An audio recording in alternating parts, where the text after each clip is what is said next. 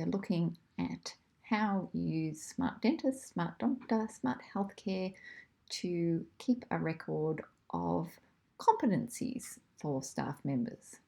So we'll go up to the training area and you can see this little competency link and it takes you to your staff or non-staff members competency register. So competencies involve looking at whether people are doing their job, and it's assessing a combination of behaviour, skills, knowledge and attitude. Unlike a lot of assessment that we're used to, which is pen and paper assessment, tick the right boxes, in competency assessment we look at whether a person is doing what we want them to do. So you can see here I've got a quote from the Australian Standard on Reprocessing Instruments, the hospital-based standard 4187, and it states that staff must be trained and competent to undertake reprocessing activities, and that you really need to look at that periodically so you can really see that people are doing what you think they're doing.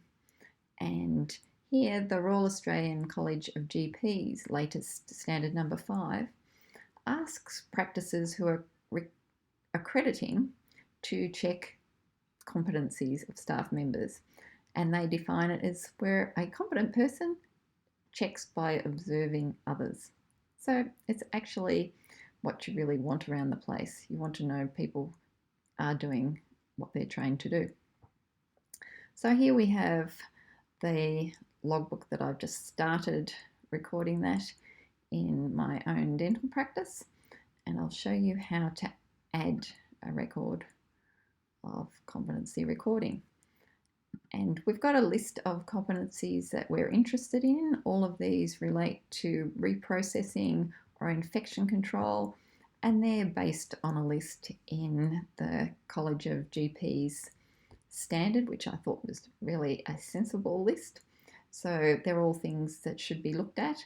We actually don't want to know that staff know what they should be doing in hand hygiene. We want somebody to have a look and observe them, make sure they're actually doing it. It's the same for all of these things.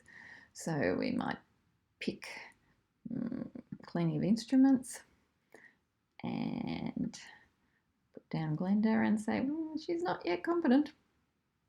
We can choose an assessor and we can choose the day that's been done, and we can write comments about how that was assessed. And in general, you will be assessing against a policy you have in this area. You can change the date. I was not competent then. And you can see it's added onto the list. So for regularly periodic assessment of staff competencies, this is a fantastic system. And if you want to get rid of previous competency, just press the little delete button and there it goes. So you might think that this was a good idea for keeping track of who knows how to do what around the practice, and you like to add your own competencies. So you can click on here and write in a competency.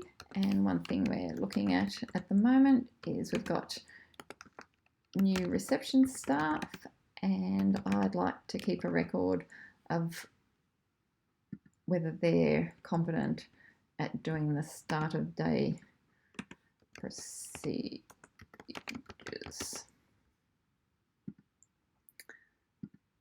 So that's part of our office-based policies, and so I'll put that in and it's added onto my list, and I can edit or delete those as I want, the ones that I've added on.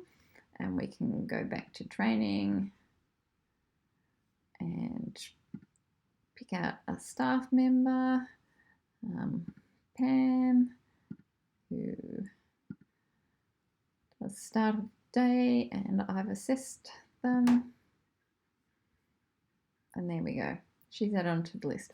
So the easiest way of keeping track that you are assessing people's competencies, particularly in the area of reprocessing instruments is to use the SMART competency register.